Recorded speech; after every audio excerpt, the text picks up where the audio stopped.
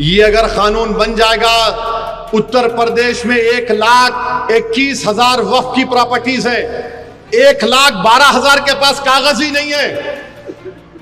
वक्फ user खत्म हो गया तो जायदादें कौन लेगा? वो जायदादें कौन लेगा बताओ? सर बेट द्वारका के 2 द्वीपों पर दावा ठोक दिया है। क्या भगवान कृष्ण से पहले इस्लाम धर्म आ गया था क्या? वक्फ की जमीन बेची जा सकती है? नहीं बेची जा सकती। आपकी मस्जिद की जमीन वक्फ की प्रॉपर्टी मुतवल्ली नहीं बेच सकता। मदरसे की जमीन वक्फ की प्रॉपर्टी ये मोहतमिम नहीं बेच सकता, लेकिन बेची गई करोड़ों की आमदनी है। अगर वक्फ बोर्ड चाहता तो भारत के मुसलमानों की तकदीर बदल सकता था, लेकिन नहीं जनाब, बेच कर आलीशान। यहाँ एक सदस्य ने तो कह दिया माइनॉरिटी इस कानून को स्वीकार नहीं करेगी। क्या धमकाना चाहते हो भाई? संसद का कानून है, सबको स्वीकार करना पड़ेगा। मैं गांधी की तरह इस कानून को फाड़ता हूँ। ये अनकॉन्स्टिट्यूशनल है सर। इस देश में झगड़े पैदा करने का काम बीजेपी करना चाहती है। तो ये जो बात कह रहे कि ये बिल असंवैधानिक है, असंवैधानिक काम तो उन्होंने किया है जो बिल फाड़ने का काम किया है। आज मैं पूछना चाहता हूँ, आज किस लिए बिल फाड़ दिया? हम इस देश के दुश्मन नहीं, हम इस देश में सारे लोग इतनी बड़ी संख्या में सड़क पर निकलकर जिनके हाथ में बैनर थे और इन तख्ती के साथ वे नारेबाजी करते हुए नजर आ रहे हैं। इन महिलाओं से ही जानेंगे आज कि कितना खुशी है आज आप जो बिल आ रहा है। जी हाँ, बहुत खुशी है, बहुत अच्छा लग रहा है। मोदी जी जो करेंगे सब उनकी कर रहे हैं। जो 3 उन्होंने बताया वो सब सही है। तलाक के कानून सही है, वो जो सब नहीं, हमारे यहाँ इस तरह से नहीं है। और आप इस्लामिक कंट्री हैं और इंडिया सेक्युलर कंट्री, पंथ निरपेक्ष। तो आप समझ लीजिए कि ये हमारी औकाफ के नाम से, क्या औकाफ के नाम से, लेकिन वो उस तरह से नहीं है जैसे आपका वक्फ बोर्ड है, उस तरह का कुछ नहीं है। हाँ, तो मैंने एक्चुअली आपसे सवाल जो पूछा इस पूरे मामले को एक पर्सपेक्टिव देने के लिए सवाल पूछा मैंने आपसे। तो आपने ओवैसी साहब का जिक्र किया। ओवैसी साहब के बारे में मैं आपके जो दर्शक हैं उनको ये बताना चाहती हूँ कि ओवैसी साहब मीडिया स्पेस में काफी दिखाई देते हैं, लेकिन मैं किसी नेता को जज करती हूँ उसकी मास प्रेजेंस पे, उसकी ग्राउंड प्रेजेंस के दम पे। तो ओवैसी साहब की पार्टी के पास जिस पार्लियामेंट में वो बैठे हुए हैं वहां पे सिर्फ 1 सीट है। तो आप लगाएं कि ओवैसी साहब कितने बड़े मास लीडर हैं। तो अभी ये जो पूरा कैंपेन सरकार, तो एक्चुअली थोड़ा सा फैक्ट्स पे बात करते हैं, और फैक्ट्स ये है कि ये जो सरकार वक्फ अमेंडमेंट बिल लेकर आई है इसमें कुछ चेंजेस किए गए हैं। और ऐसा नहीं है कि वक्फ एक्ट में अमेंडमेंट कोई पहली बार हो रहा है, इससे पहले भी वक्फ एक्ट में अमेंडमेंट्स होते रहे। 2013 में भी हुआ था। और छोड़ दीजिए, मैं बहुत ज्यादा पीछे आपको लेके भी नहीं जाऊंगी। 2013 में हुआ था, इलेक्शन से ठीक पहले करीब 104 प्रॉपर्टी। नमस्कार दोस्तों, जय हिंद दोस्तों। फिर से आप लोग के इंडिया तक की एक नई वीडियो में आपका स्वागत है। दोस्तों, जैसा कि आप लोग को मालूम होगा कि पार्लियामेंट के अंदर 12 घंटे के बाद बहस के बाद ये जो वक्फ बोर्ड का बिल है जो पास गया है वो काफ़ी ज़्यादा मतलब कि बहुत अच्छी वो काम की है इंडिया की गवर्नमेंट ने। इसी चीज़ को देखकर जो पाकिस्तानी मौलाने और ना कहा जाए तो हिंदू भी मुस्लिम कुछ नाराज़ हैं, और इसी से कुछ लोग खुश भी हैं, जो कि इस चीज़ को देखते हुए मतलब कह रहे हैं कि ये बहुत अच्छा हुआ है और इसे काफ़ी पहले ही हो जाना चाहिए था, लेकिन ये टालते टालते काफ़ी टाइम ले लिया गया, जिसकी वजह से इतना समय लग गया बिल पास करने में।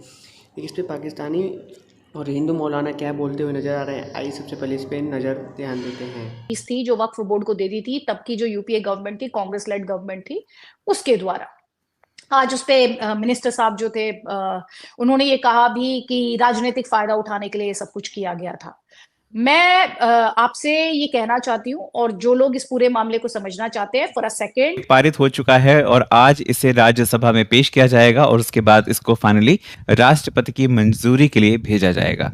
तमाम विपक्षी पार्टियों ने इसका विरोध किया है और वहीं पर सत्ता दल ने और प्लस जो इसके फेवर में थे लगभग 288 वोट पड़े हैं, वहीं पर के विरोध में 236 वोट पड़े। बात यह है कि जैसे अभी आपने सुना ओवैसी साहब को, ओवैसी साहब कहते हैं कि हमें कागज दिखाने पड़ेंगे, बहुत सारे ऐसे जमीन है जिनके कागज हमारे पास नहीं है। तो ये बात हकीकत है। हिंदुस्तान में एक ऐसा बोर्ड बना है जो किसी भी प्रॉपर्टी पर अगर अपना दावा ठोक दे तो कोई उसका विरोध नहीं कर सकता, उसके लिए कोई कानून नहीं है। ये क्या है? अभी अभी अदिति जी ने भी बताया कि 2 इंस्टीट्यूशंस के बाद में वक्फ प्रॉपर्टी ऐसी प्रॉपर्टी है जिसके पास सबसे ज्यादा जमीनें हैं। इस बोर्ड को कांग्रेस ने इतनी मजबूती क्यों दे दी थी? सोचिए 1950 में 50,000 एकड़ जमीन थी वक्फ बोर्ड के पास में, उसके बाद धीरे धीरे बढ़ती बढ़ती आज ये हालात हैं 10 लाख एकड़ के आसपास वक्फ बोर्ड के पास जमीन है। समझ रहे हैं? और ये लोग क्या करते हैं, जमीन पर कब्जा करते हैं। जो गरीब मुसलमान हो गए या जो भी प्रॉपर्टी कई बार खाली पड़ी होती है उस पर अपना दावा ठोक कर ये कब्जा लेते हैं और उसके बाद उस जमीन को किसी को भी बेच करना पैसा कमाते हैं और अपनी जेब में डालते हैं। भाई अगर आप जमीन बेचते हो, जाहिर सी बात है उसका जो रेवेन्यू आता है वो। तो दोस्तों अभी आप लोगों ने देखा होगा कि जो पाकिस्तानी जर्नलिस्ट और क्या बोलते हैं इंडियन जर्नलिस्ट जो बोलते हुए नज़र आ रहे हैं कि जो ये वक्फ बोर्ड का बिल पास हुआ है और इसमें करेक्शन हुआ है वो काफ़ी पहले ही हो जाना चाहिए था, जो कि ये काफ़ी बात इस चीज़ को इग्नोर करते करते अब इसे फाइनली 12 घंटे के बाद बहस के बाद इस चीज़ को पास किया गया है।